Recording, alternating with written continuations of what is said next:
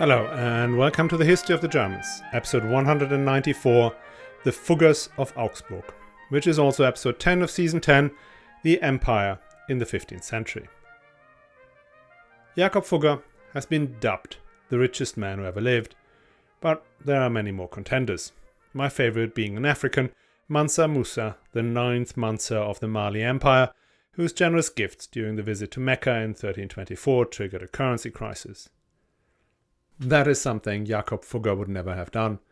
He never was a flamboyant banker who impressed his contemporaries with lavish displays of wealth. He was actually fairly dull. If anyone in the firm of Fugger was flamboyant, it was the chief accountant.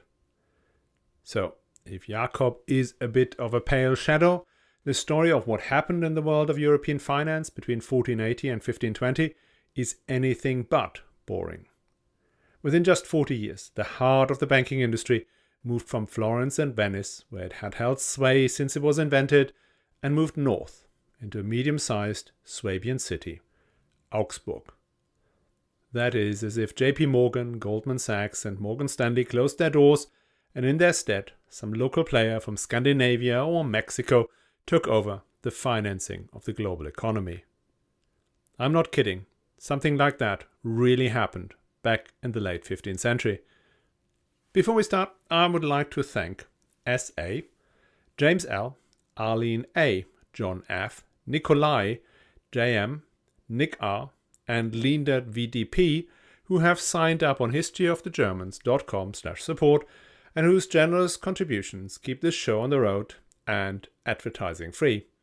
If you want to join them, you know where to find them. And thanks to all of you. With that, back to the show. Last week, we talked about the Große Ravensburger Handelsgesellschaft, the largest trading company north of the Alps before the emergence of the Fugger and Welser of Augsburg. This company had its heyday in the 1450s, but by the end of the century it was in decline and it closed down in 1530. The Große Ravensburger Handelsgesellschaft explicitly refrained from doing banking business.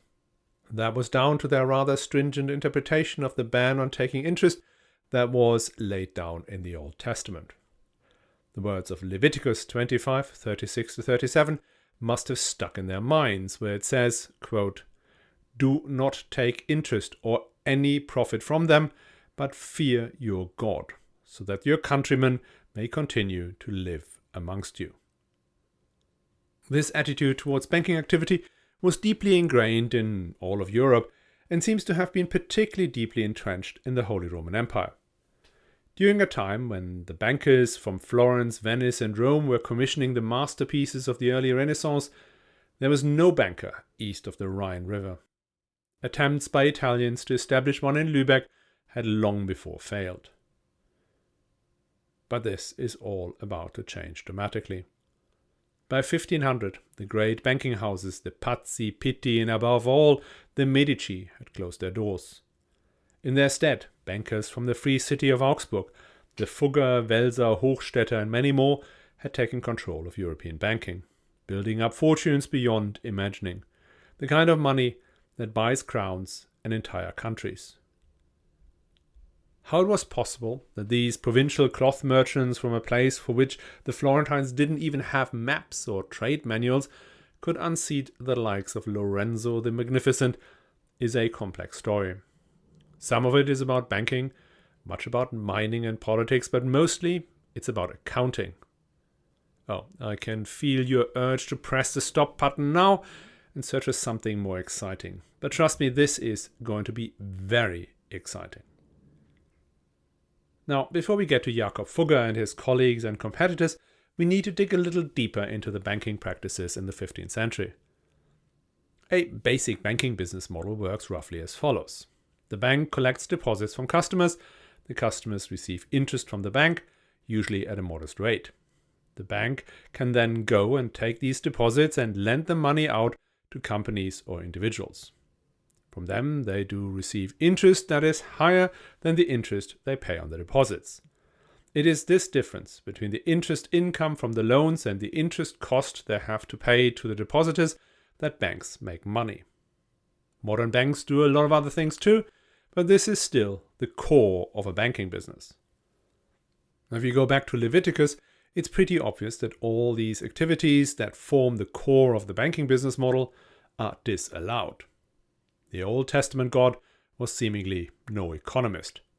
If he had been, he would have known that banking is essential to make an economy grow, as it channels idle funds from savers to be used by energetic entrepreneurs.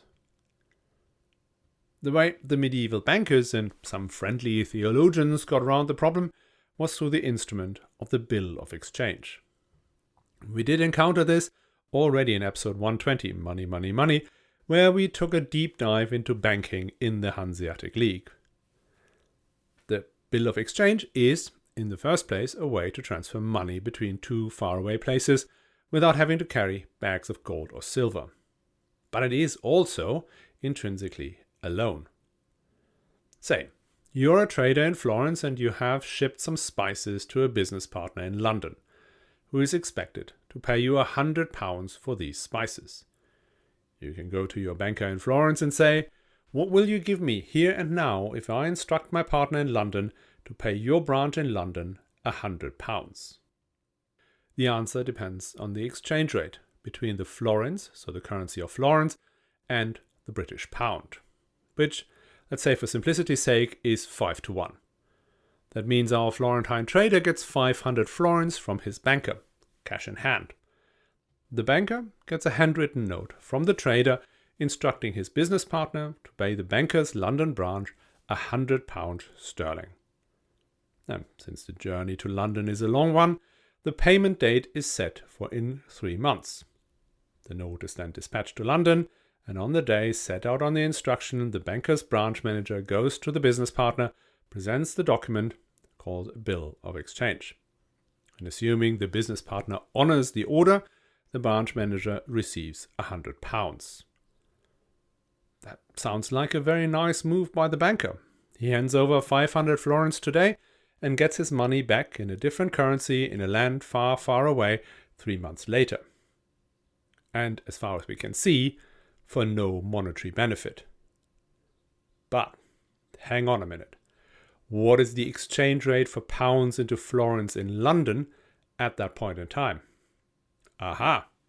It is 5.35 to 1. So turning £100 into 535 florins. So if the branch manager then sends the money back using the same process in reverse, the banker finds himself having made a profit of 35 ducats in 6 months, which is a neat 14% return. Nice. But how can the banker be sure that he would make that profit? Well, the answer is he cannot. There's a risk that the exchange rate in London at that point has moved to 4.9 to 1, and he would even have made a loss for all his troubles. And that is why the theologians say such a transaction does not involve a guaranteed profit, aka an interest. The banker's profit is down to taking the exchange rate risk and is hence legal, even though what had actually happened is that our trader had just received a loan of 500 ducats. And here is the rub. The banker never took much of a risk that the exchange rate would move hard against him. Raymond de Roover, the historian who literally wrote the book on the Medici Bank and hence 15th century banking, had analyzed the exchange rates between the various banking centers in Europe, namely the Italian cities and London, Bruges, Lyon, Geneva and Barcelona, and he had concluded that the spread between the exchange rates in Florence and London was always wide enough to ensure that losses were extremely rare. Returns could vary dramatically still, from 3% to 26%, but over time they leveled out to roughly 10% and a bit more. This is how the Florentine bankers could do commercial lending without ending up in the seventh circle of hell, where the usurers lie with their purses around their necks in the burning hot sand of a desert, swatting away the heat, the fire, and the flies, their parched tongues sticking out like that of oxen. That's Dante, by the way. This kind of lending structure was not only attractive in terms of revenues, it also carried moderate risk, at least by the standards of its time. A bill of exchange usually had some sort of commercial transaction underpinning it. In all likelihood, the business partner in London had received some merchandise from his Florentine counterpart that was behind his willingness to pay out the £100. And hence it was likely that he had the funds from selling the merchandise. And even if not, the bill of exchange could be protested in court. This was an extremely rapid court procedure which led to almost immediate right to seize property, giving the bank access to the merchandise or some other collateral. As time went by, these bills of exchange developed further into ever more complex variants, some of which involved fictitious transactions and so-called dry bills of exchange, which looked increasingly like straightforward loans. Being straightforward loans, they not only attracted the ire of the church, they were also riskier. If there wasn't a commercial transaction behind it, what collateral could the bank access in case either the payer, the London businessman, or the drawer, i.e. the Florentine spice trader, failed to pay? And that gets us to the highest risk lending in the late Middle Ages, the lending to sovereigns, the princes, the kings and emperors. The idea that sovereign debt is risky sounds counterintuitive to modern ears. We live in a world where lending to the sovereign, which is basically buying government bonds, is the lowest risk form of investing. The 10-year government bond rate in most developed world countries is even called the risk-free rate. The reason for that is threefold. For one, modern states have the ability to tax their citizens in order to pay back any debt. Then modern states have fiat currencies, meaning they can print dollars, pounds, euros to their heart's content to pay back their creditors. And finally, markets have confidence that the governments will use net new debt predominantly to either fight imminent crises or to fund investments in the future. I will not go into a discussion of whether these assumptions are still valid. I leave this to experts like Kenneth Rogoff or Adam Tooze to elaborate on. But what I can say is that none of these applied to the kings of England, the dukes of Milan and the dukes of Burgundy, who happened to be the main borrowers from the Florentines. They were all constrained in their ability to raise taxes. In England due to Parliament and elsewhere due to the political power of the cities and nobles. Money was precious metal, which is hard to print, and while states could and did devalue their currencies often, that was usually accompanied by a loss of confidence. And finally, and crucially, most of the borrowed funds went into inconclusive warfare or the splendor of their courts. Now, one infamous incident was when King Edward III of England looked at the 900,000 gold florins he had borrowed from the banking houses of the Bardi and Peruzzi in Florence, and then simply said, "Nah, I'm not going to pay that back," followed by, "And what are you going to do about that, pal?" Going bust is what they did about it, triggering a depression in the Florentine economy that lasted a decade and opened the way for the Medici. One last point I had actually not quite realized before was that the way medieval bankers funded themselves. Some of the money they lent out came from their own capital, but not that much. They did take deposits and they did promise a fixed interest to the depositors. How could they do that? That would be outright usury in the definition of Leviticus. But it went on all throughout this time. Why? Well, for one, nobody was supposed to know. These depositors were usually very rich individuals whose deposit agreements weren't made public. Second, most of them were actually churchmen. The Rome branch of the Medici focused on two businesses: transferring money for the papacy and collecting deposits from the cardinals and bishops. And finally, when push came to shove and the bank was going down, the depositors were happy to get at least their principal back. So when anyone asked whether they had any claim on interest on their deposits, they simply said, "Oh no, sir, never, never. I trusted Messer Medici to invest all this money in his good works."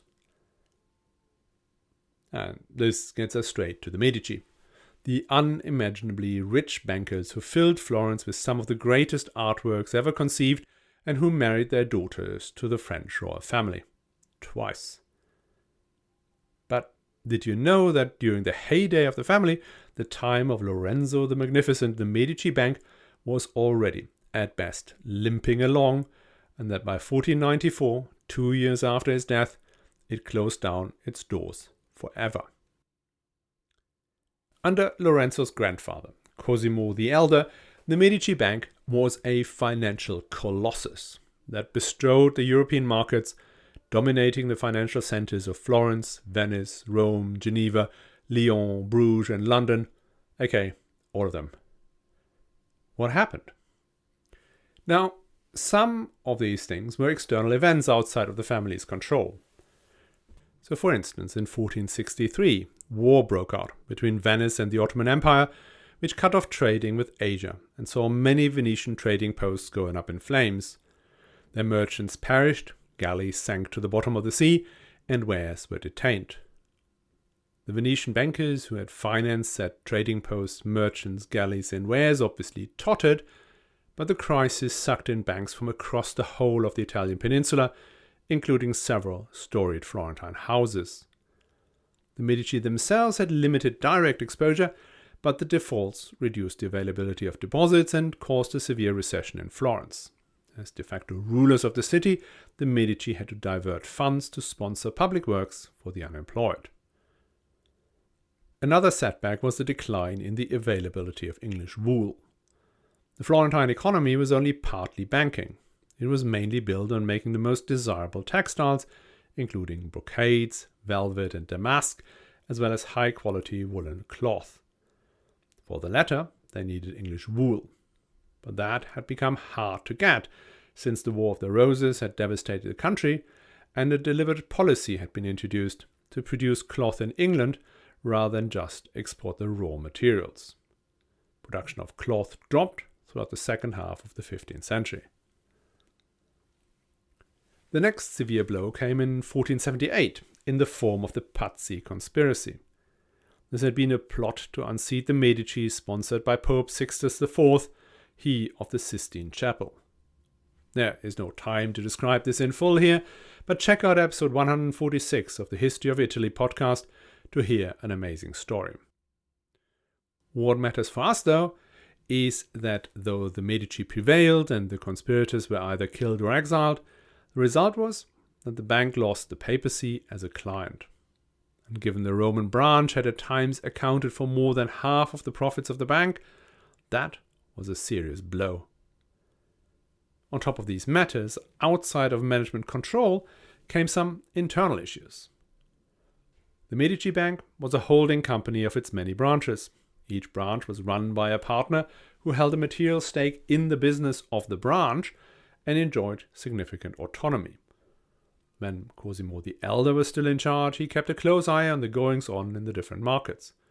But his grandson, Lorenzo the Magnificent, had no interest in the banking business at all. He was a gifted politician and diplomat, but digging through the account books, well, that wasn't his style. And when the cat is asleep, the mice dance on the tables. The branch managers in Bruges and Milan were particular culprits. They lent vast amounts to the Sforza Dukes of Milan, the Duke of Burgundy, and Edward IV of England. All of these funds proved impossible to collect upon.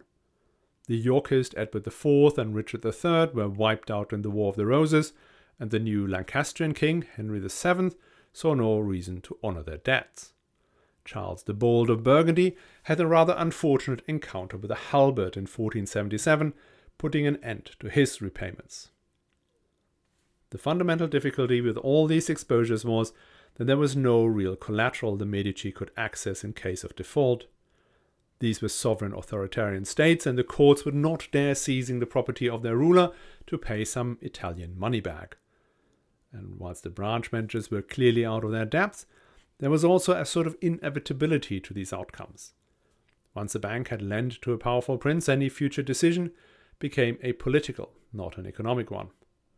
Refusing to increase the exposure upon demand could be seen as a hostile move and could lead to refusal to repay the existing loans. So bankers ended up throwing good money after bad, well, until there was nothing left. And finally, Lorenzo's focus on politics meant that he used the bank's resources for political aims, not as a way to generate profits. The death nail were the Italian wars that began in 1494 with the invasion by the French King Charles VIII. The whole of the Italian peninsula is thrown into turmoil. The Florentines expelled the Medici and read the last rites over the already shrunken Medici Bank. The Medici did return to Florence as Grand Dukes, but their bank was gone for good. There were other famous Italian banking families, the Chigi, the Borromini, and the Strozzi, to name just three, but none of them created a pan-European dominant network like the Medici. The disappearance of the Medici Bank and the other Italian houses left a vacuum, and into this vacuum stepped a handful of families from southern Germany who took a very different approach. And they were all from Augsburg. Why Augsburg? It is really hard to say, because there was nothing super special about the place, at least in the 1460s and 70s. Augsburg is one of the oldest cities in Germany, having been founded by the Romans and a regional center since at least the days of Trajan. It had been the site of the battle on the Lechfeld in 955, episode 6 if you want to go all that way back, and it had remained an important city throughout. Augsburg differed from the other Swabian free imperial cities in as much as it was the seat of a bishop.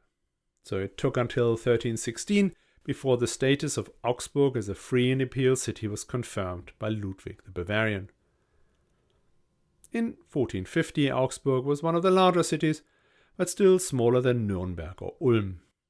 It was a trading center that benefited from easy access to the Brenner Pass and from there to Venice. But it had not become dominated by the great merchant houses. Augsburg's main business was the production of fustian, that same material that had made the Ravensburger rich. For at least the first half of the century, though, much of Augsburg's fustian was exported by the Ravensburgers rather than by the Augsburg merchants themselves. Socially, the city was divided between the patricians, the old families, and the guilds, which included the Guild of Merchants. Politics were volatile, uprisings of the exploited weavers frequent. In the 1460s, the city made some disastrous political decisions, which ended in a siege that they withstood. However, the lands surrounding the city were devastated, and fustian production declined. The charismatic populace turned himself into an autocratic master of the city and was beheaded in 1478. So compared to Ulm, which was the recognized leader of the various city leagues of the 14th and 15th century, and Nuremberg with its prestige as the home of the imperial regalia and its flourishing trade in metals, Augsburg was a bit of an also-ran. But someone must have put something into the water, because by around 1480, Augsburg gets on a roll. The production and the trade in fustian goes through the roof. Families becoming rich. And then they expand into other products and finally into finance. And it's not just one family, it's a number of them. The Höchstädter were one of the most prominent families in town. That had originally been ministeriales in the service of the Hohenstaufen. In the early 15th century, they show up as traders in Flemish and other foreign cloth. This, rather than the fustian, remained the core business of the family for a very long time. They were amongst the first Augsburg families to set up shop in Antwerp. The head of the family, Ambrosius Höchstädter, had his training in Bruges, and at that time must have realized that Antwerp was about to overtake its older rival and become the most important trading hub in Northern Europe. Other Augsburg families followed in their wake, which gave the southern German firms a head start over the Italians and Hansards who had insisted on staying in Bruges long beyond its prime. Antwerp gave the Höchstädter the opportunity to build out relationships with Portugal. This great seafaring nation had realized that they were better off transporting the spices, silks and other luxuries from Asia to Flanders, from where it could be easily distributed across the European markets, rather than forcing traders to make their way down to Lisbon. Still, the Höchstädters saw a point in having a branch in Lisbon itself, where they got involved in the funding of some of the great expeditions. Though pioneers in the Antwerp and Iberian markets, the Höchstädter only became seriously rich in the slipstream of the most famous of the Augsburg merchants and bankers, the Fugger. The Fuggers were resolutely not patricians. Their ancestor Hans Fugger had come from the village of Graben a few miles from the gates of the city. When he arrived in 1367, he was already a man of sufficient wealth to be listed as a taxpayer. The entry in the tax register has kept puerile historians giggling for a century, as the scribe spelled Fugger as Fucker. And as bad as this joke is, I'm afraid this is the only one this family has ever made. This is a dour bunch, if ever there was one. Noses to the grindstone, and go for it. I guess wanting to become the richest man who ever lived required some sort of effort. But interestingly, in the first century of the Fuggers in Augsburg, it was the women who really pushed the family forward. We know this because Augsburg held the most detailed and most complete tax records of any German city. Every 3 years, the wealth of every citizen was assessed and the tax level set for the subsequent period. So, when Hans Fugger arrived, he was assessed as having 22 florins. Not bad for a country pumpkin, but nothing compared to the 1,806 florins he amassed in the following 30 years. When he died in 1408, his wealth stood at 2,020 florins. His widow, Elizabeth, took this and over the following 25 years more than doubled it to 4,980 florins, at which point the Fuggers had risen to position 27 of the Augsburg taxpayer hierarchy. Her sons, Jakob and Anton, kept going and in 1448 are assessed as having a joint fortune of 10,800 florins, making them the top 5 taxpayer. Then the brothers fell out with each other and they split up the business. The family of Andreas became the Fuggers of the Roe, named after the roe deer on their coat of arms. Their business really went gangbusters under the leadership of Andreas' son, Lucas. Lucas' wealth jumped from 2,588 florins in 1472 to 17,000 florins in 1492. Lucas ran a classic trading house together with his brothers. One brother was dispatched to Milan, another to Venice, and a third was working the axis Nuremberg to Frankfurt on their order, and his son-in-law was based again in Antwerp. Their business was in textiles, spices, and silks, whereas they imported from Italy and Flanders to be distributed across the empire. In 1480, the Fugger of the Roe got involved in finance. The step from merchant to banker was not a wide one. Merchants handled bills of exchange all the time and were familiar with the exchange rates and the spreads as much as the bankers they dealt with. And the network of branches they had across Europe allowed them to transfer not just their own money, but also to send other people's funds. As Raymond de Rouve said, if you scratch the surface of a merchant, you find a banker, and if you scratch the surface of a banker, you find a merchant. Now, one of these loans, 9,600 florins, given to the city of Leuven in the Low Countries, became Lucas' undoing. The city had given security in the form of tax revenues, but when it came to paying, they did an Edward III. They said, "Nah, not gonna pay that back," followed by, "And what you gonna do about that, pal?" What Lucas did was to sue them before the Council of Brabant and even before the Imperial Court. He won all the cases, he even got the city put under the imperial ban. Still, they did not pay. And anyway, by that time the firm of the Fuggers of the Roe were already bankrupt. And bankruptcy at this time meant that there was no way members of the family could get back into the standing of merchants. Lucas' descendants ended up working as goldsmiths and artisans or as employees in their more successful cousin's firm. Talking about the cousins, the family of the Fugger of the Lily, named so after the lily on their coat of arms, they continued the tradition of the competent widows. Jakob the Elder, the uncle of Lucas, died fairly young, leaving behind a brace of sons and a widow, Barbara Bäsinger.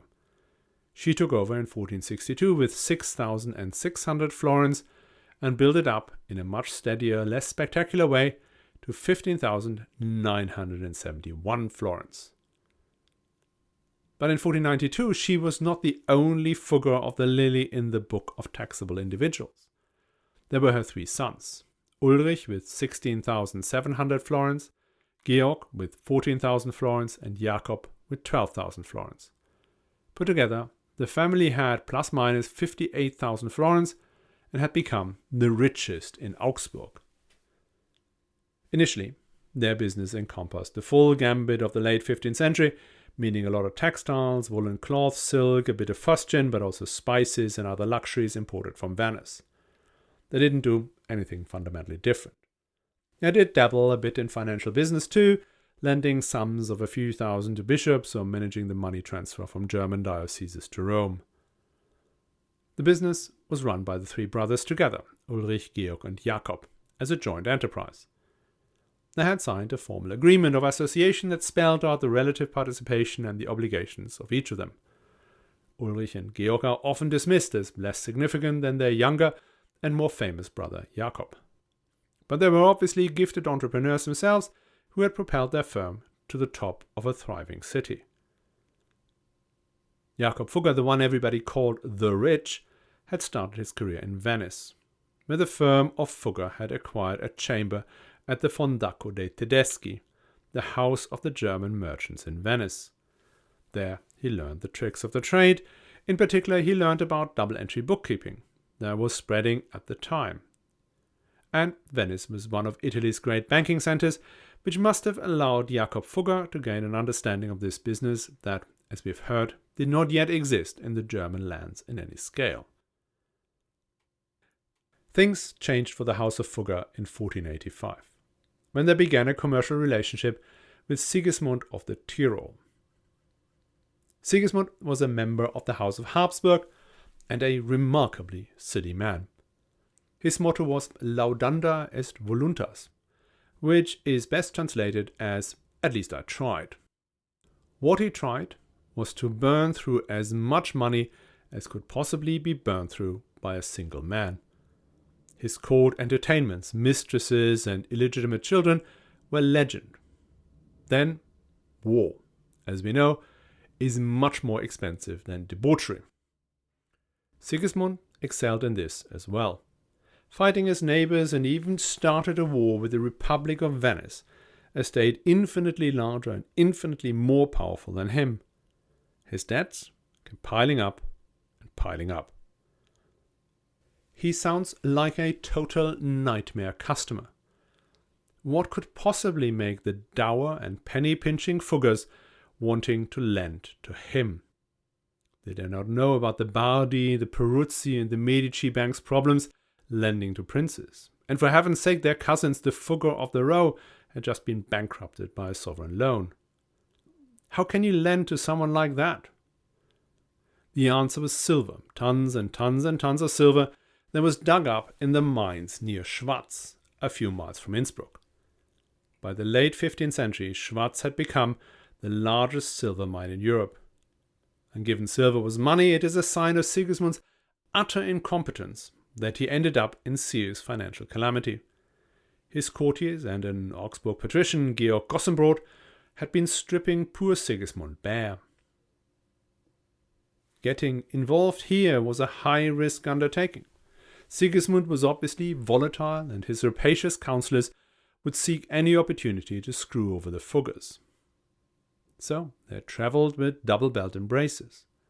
They started with a loan of 3,000 florins, a minor sum for Sigismund, who was in debt to the tune of 60,000 florins to the Baumgartner family of Kempten and a similar amount to several others. As security, the Fuggers received a share in the output of a mine in Schwaz. Now, the way this worked was that the mining operators had to sell their output at a fixed price to Sigismund as Lord of the Tyrol. This fixed price was well below the market price one could achieve in Venice, Frankfurt, or Antwerp. So what Jakob Fugger received from Sigismund as security was the right to purchase a certain amount of silver from the Schwaz mine at that discounted price. And that is surprisingly solid collateral.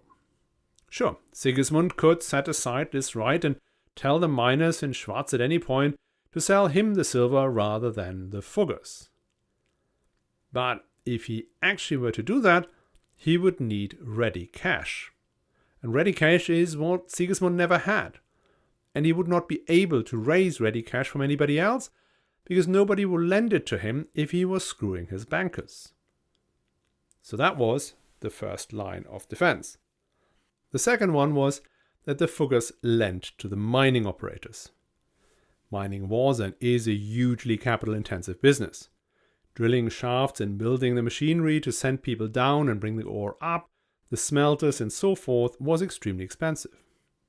As the Fuggers provided funding for these activities, they made the operators dependent on them. That way the operators would have an incentive to hand over the silver to the Fuggers rather than Sigismund, should problems arise. And thirdly, they established strong relationships with the Tyrolean estates, who did control the county ever since the days of Margarete Maltasch.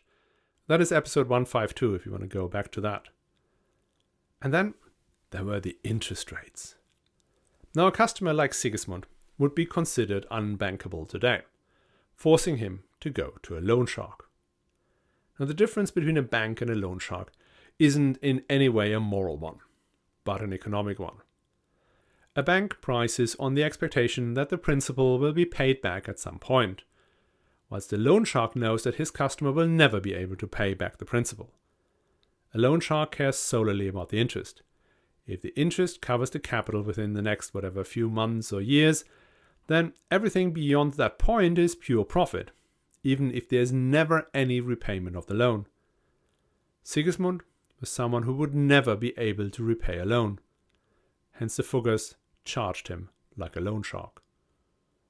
And that's where it gets really clever, because the loans to Sigismund never mentioned any interest, only the amount of silver to be collected in Schwarz and the fixed price. Sigismund was far too grand to want to find out what the market price for silver in Venice or Antwerp actually was. Hence he had no idea by how much the Fuggers and his other bankers were taking him to the cleaners for. Nor do we, at least not exactly. The accounts detailing the profit and loss of these trades did not survive, and obviously silver prices fluctuate. But given Sigismund's lack of creditworthiness and the usual rates of 10 to 15% in commercial lending, we are looking at 30, maybe 40%. So if the Fuggers can collect for 2 and a bit years, all subsequent silver deliveries are pure profit. Now, as their collateral strengthened, lending ever larger sums became possible. It started with 3,000 florins in 1485. In 1487, they advanced 14,500 florins. 6 months later, a further 8,000. In 1488, we move into an entirely different dimension. The Fuggers lent Sigismund 150,000 florins for his war against Venice. In 1490, Sigismund's total debt to the House of Fugger stood at 268,000 florins. That is an astronomical sum, 6 times the family's wealth and nearly 13 times the company's capital. Roughly the same amount of money that Karl IV paid for the whole of the Margraviate of Brandenburg. So, where did these funds come from? The Fuggers were taking deposits at fixed interest.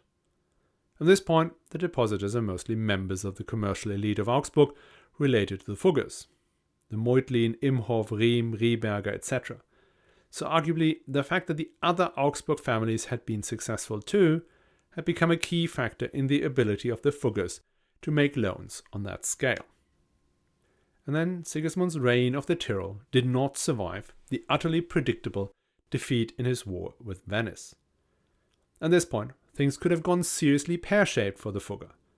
The Dukes of Bavaria were in a pole position to take over, in particular since Sigismund had no legitimate children. And since the Fuggers had no commercial ties to the Bavarians, they faced a tough time holding on to their rights to purchase the silver. But they were lucky, and Sigismund abdicated in favor of his cousin, Maximilian, the son of Emperor Friedrich III and himself future emperor and Grand Master of the game of dynastic marriages. Maximilian was a genius diplomat and a competent military commander, but his financial resources and habits were similar to Sigismund's. He now owned the largest silver mines in Europe, but he, too, had no ready cash, so he still needed the Fuggers in order to monetize them. The relationship between the Fuggers and the Habsburgs became near symbiotic. The Augsburg bankers would lend ever larger sums to Maximilian and later to his grandson Charles V, and in return they would gain more and more mining rights and other privileges across the ever-expanding Habsburg Empire. Whilst Tyrolean silver was starting the family off in the world of mining, this was not even close to the most important business they ran. The other metal they got their eye on was copper. They acquired some rights in Tyrolean copper mines before they came in contact with a mining engineer called Hans Thurzo. Thurzo had acquired mining rights in a place called Neusol in modern-day Slovakia, but needed funds to start digging and to build smelters, etc. In 1494, Thurzo and Fugger agreed to form a joint company to exploit this mine for a period of 16 years. As we have heard in episode 153 on the city of Nuremberg, there were huge amounts of money to be made in copper through something called the Sieger process. This was a process by which the silver contained in the copper ore could be separated out, tripling or even quadrupling the value that could be extracted. Thurzo had learned the secrets of the Sieger process that Nuremberg merchants had protected for almost a century, and he intended to apply it in his new mine. By smelting the ore on site rather than back in Nuremberg, production costs were much lower than the Nuremberg competitors. And unsurprisingly, the mine in Neusol became instantly hyper-profitable. Only a year after opening, the Thurzo-Fugger company bought another mine in Carinthia and named it the Fuggerei, and then a third one in Thuringia at Hohenkirchen, and then another one near Neusol again. In Mark Häberlin's brilliant book about the Fuggers, he gives lots of numbers on how many hundredweights of copper they had dug up and smelted, but I will not bore you with those. Let's just say, to give you an idea of how important this became, the total investment in Neusol, which was in Hungary at the time, had risen to over 1 million Hungarian florins by 1502. The silver extracted from the copper alone made the Fuggers 2 million Hungarian florins. And about 40% of Europe's copper came out of the Thurzo-Fugger mines, producing probably another 2 million florins in profit. When Jakob Fugger bought the imperial crown for Charles V against competition from Francois Ier of France and Henry VIII of England, the total bribes paid came to 850,918 florins, most of which was financed by the House of Fugger. The Fuggers covered almost the entire value chain. Not only did they control the production of copper and silver in their own mines, and to a large degree in the Tyrolean mines as well, they also managed the distribution. They built roads to transport the copper and silver either to Venice or via Leipzig to Lübeck, where it was then put on ships and brought out to Antwerp. There are other businesses, including the often quoted business with the papacy. That was, by the way, a very small part of their activities compared to the massive mining operation. But they did transfer money between the German dioceses and Rome, and they funded upfront payments newly elected bishops had to pay to St. Peter. One of these were the fees the Archbishop of Mainz had to pay, and that he hoped to recover through the sale of indulgences. Here the Fuggers again helped out handling the cash transfers, getting them involved in the business that so enraged Martin Luther. But again, there was only a side hustle for them. The big bucks were in the mining business.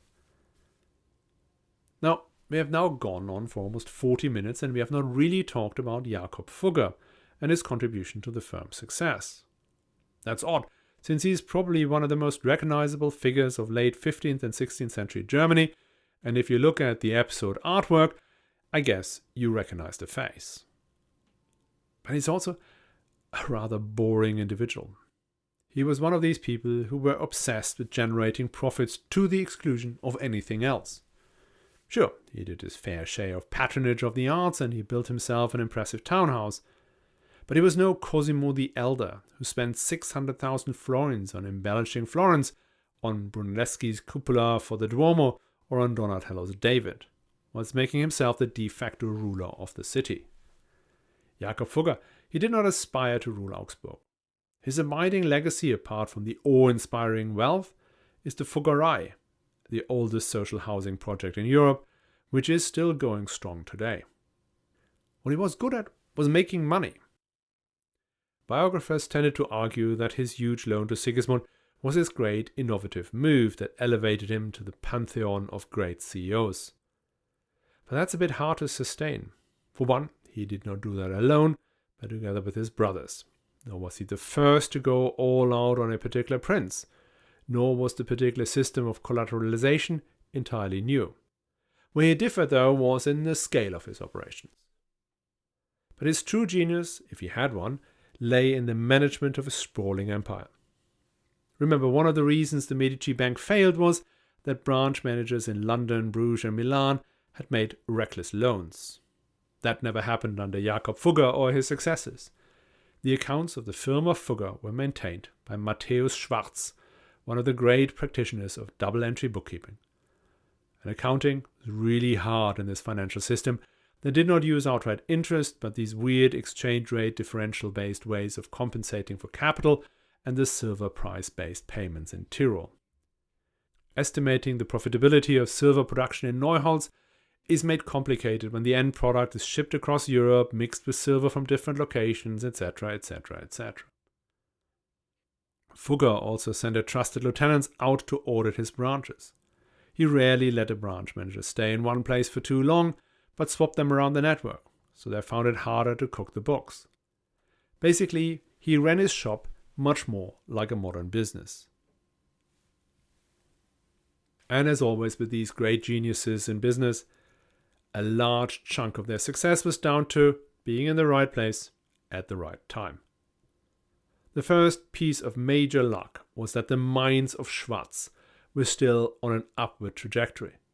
The volume of silver produced kept going up and up and up. Had they dried up earlier, well, the house of Fugger would likely have gone down with them. Then there was the luck in Sigismund's lands being taken over by Maximilian, who turned out to be such a massive winner for his dynasty and for the Fuggers.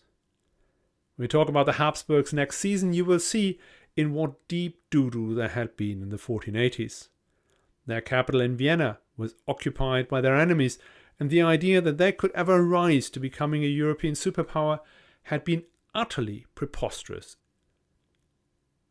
The next unbelievably strike of luck was the discovery of the route to India. As it happened, the Indians, Chinese, Japanese, Koreans, had zero interest in any of these boorish products from Europe.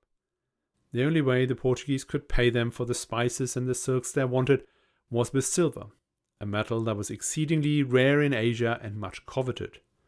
And guess who had all the silver in the world? The Fuggers.